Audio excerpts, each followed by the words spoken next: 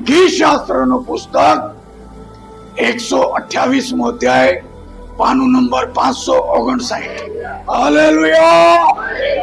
પ્રભુના નામની સ્તુતિ થો. દરેક ચાહે છે કે મારું ઘર નંદનવન બને. નંદનવન મતલબ સુખિયારું ઘર, રડિયામણું ઘર, સાક્ષી દેવનારું ઘર, જે ઘરમાં આવીને લોકો આશીર્વાદિત થાય એવું ઘર બને. પણ છતાંય ક્યાંક ઝઘડાનો દુષ્ટ આત્મા ઘરોમાં પેસે છે અને ઘરમાં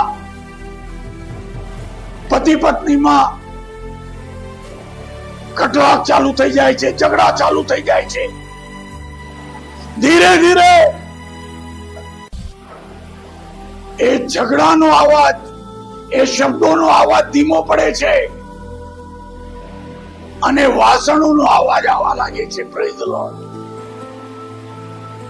આ બને છે ઘરોમાં. તમારા ઘરોમાં નહીં થતું કેમ કે તમે ડાયા આશીર્વાદિત લોકો છો, પણ આ થાય છે. બધા મા બાપ ચાહે છે મારો છોકરો દર વર્ષે સ્કૂલમાં, ક્લાસમાં ટોપ રેન્ક થી પાસ થાય, માટે માતા પિતાઓ પેટે પાટા બાંધીને દુઃખ વેઠીને પણ છોકરાઓને સારાથી સારી સ્કૂલમાં એડમિશન અપાવે છે.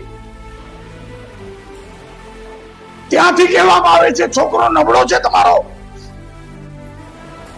એને ટ્યુશન ની જરૂર છે. મા બાપ કે છે શું કરીએ, હવે નબળો છે તો ટ્યુશન મોકલીએ. મોંઘી દોઢ ફીઓ ભરી છોકરાઓને ટ્યુશનમાં મોકલવામાં આવે છે. પણ સરવાળે રિઝલ્ટ આવે ત્યારે મા બાપના આંખમાં આંસુ હોય છે. છોકરો ઘરે આવતા ગભરાતો છે તો ઘરે જઈશ તો શું દશા થશે, મા બાપને શું મોડું બતાવું. આજે કોઈક ને કોઈક રીતે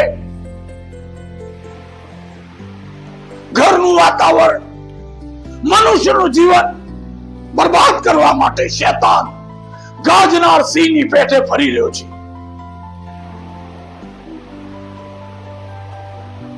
અને તે લોકોને ભરખી રહ્યો છે. પણ જો તમે બચવા ચાહો છો, જો તમે ચાહો છો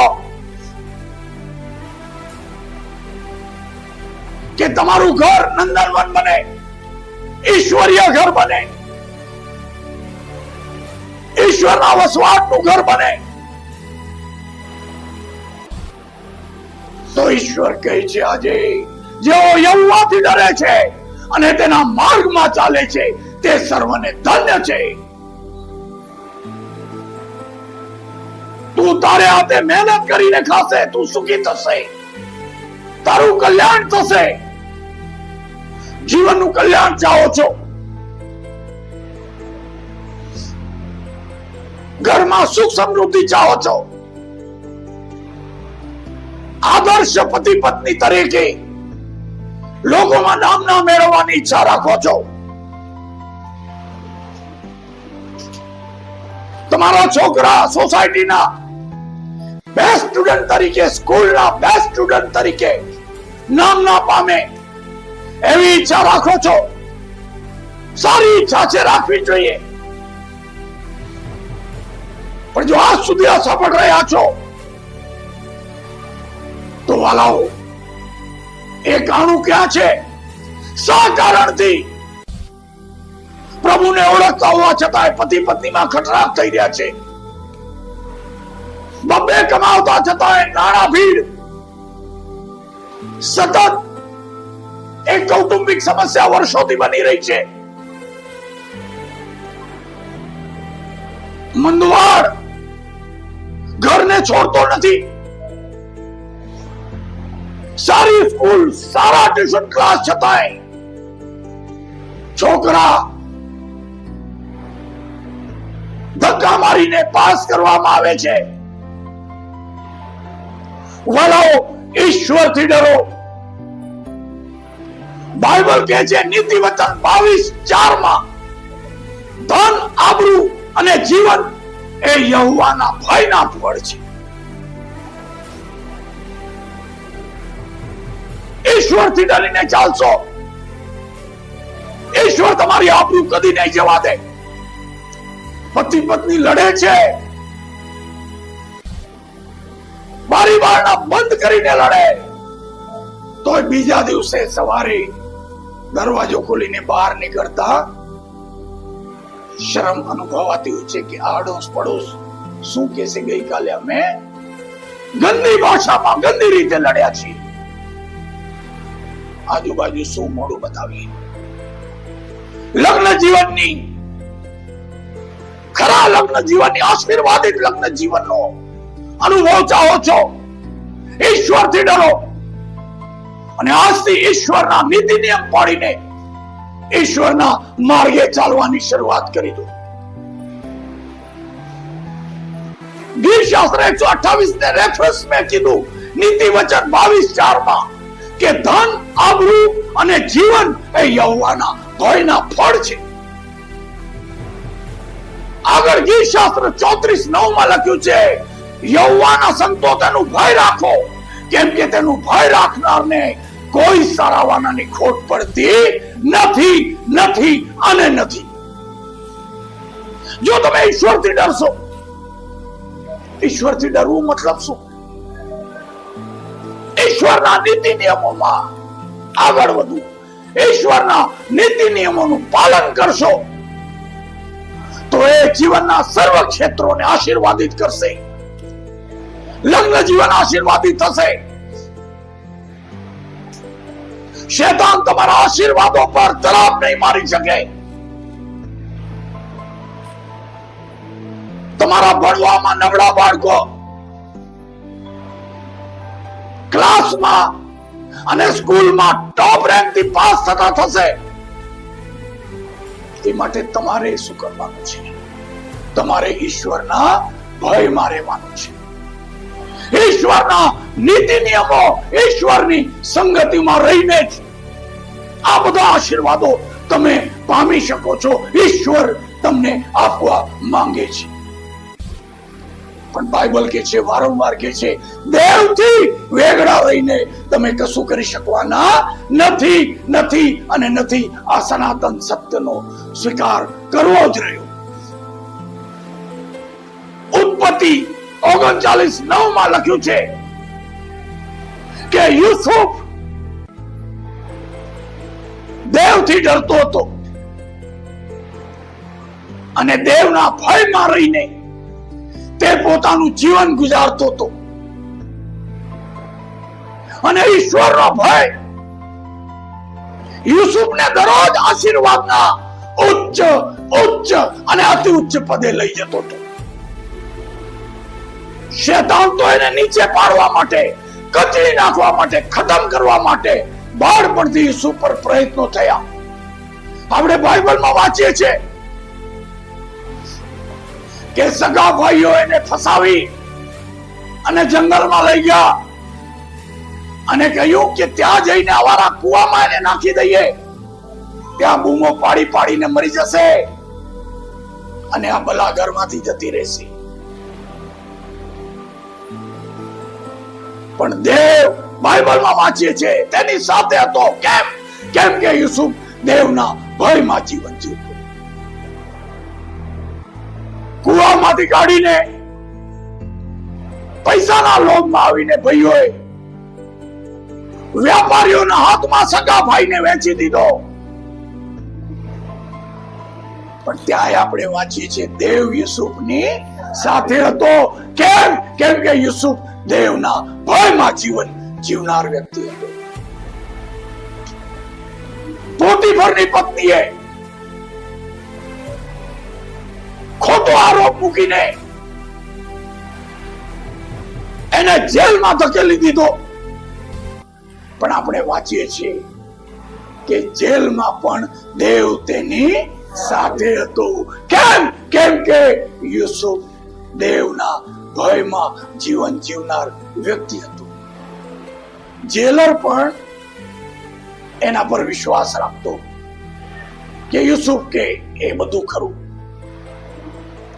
વાલાઓ, જ્યારે આપણે દેવના ભયમાં જીવન જીવીએ છીએ અને એના નીતિ નિયમોનું પાલન કરીને આપણે ચાલીએ છીએ,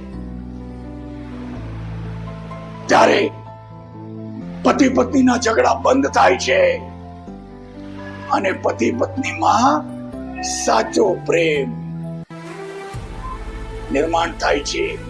અને જ્યારે મહેમાનો આવે, આજુબાજુના લોકો સાંભળે, ત્યારે કે આ કેટલું સરસ કપલ, ત્યારે લડાઈ નહીં, ત્યારે આને કહેવાય ખરું સુખી લગ્ન જીવન. કે છે જે યહોવાથી ડરે છે અને તેના માર્ગમાં ચાલે છે તેને ધન્ય છે, તે સુખી થશે, તેનું કલ્યાણ થશે. એની પત્ની અંતઃપુરના ઉત્તમ દ્રાક્ષાવેલા જેવી થશે. ઘરના લડાઈ ઝઘડા બંધ, શાંતિ, આનંદ, સમૃદ્ધિ, સુખાકારી ઘરમાં ચાહો છો, ઈશ્વરના નીતિ નિયમમાં આસી રહેવાની શરૂઆત કરી દેશે. જે યહોવાથી ડરે છે અને તેના માર્ગમાં ચાલે છે સર્વને ધન્ય છે, તે સુખી થશે, તેનું કલ્યાણ થશે. તેની સ્ત્રી ફળવંત દ્રાક્ષાવેલા જેવી થશે. તેના છોકરા મેઘની આસપાસ જૈતુન વૃક્ષના રોપા જેવા થશે. ફરીથી લખે છે ચોથી કલમ, જે યહોવાથી ડરે છે તેને આવા આશીર્વાદો મળશે, મળશે અને મળશે. વાલાઓ, આજે ઈશ્વરનો ભય કોઈને નથી રહ્યો. ઈશ્વરના નીતિ નિયમમાં ચાલવું લોકોને ગમતું નથી. હંમેશા કહું છું, દેવળમાં તો બધા હાલેલુયા, પ્રેઝ ધ લોર્ડ. સાહેબ એ બોલે સાંભળે છૂટકો, કેમ કે ભાગવા માટે કોઈ રસ્તો નથી. પણ કેટલું અંદર જઈ રહ્યું છે, એનાથી કેટલા વિચાર, વ્યવહાર, વાણી, વર્તન, પરિસ્થિતિ બદલાઈ રહી છે.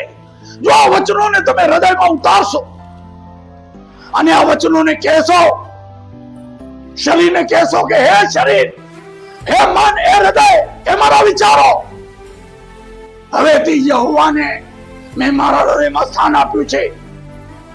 આજ સુધી મારી ઈચ્છા પ્રમાણે ચાલીને મેં બરબાદી, તબાહી, નુકસાન, પરેશાની, પાયમાલી વોરી લીધી.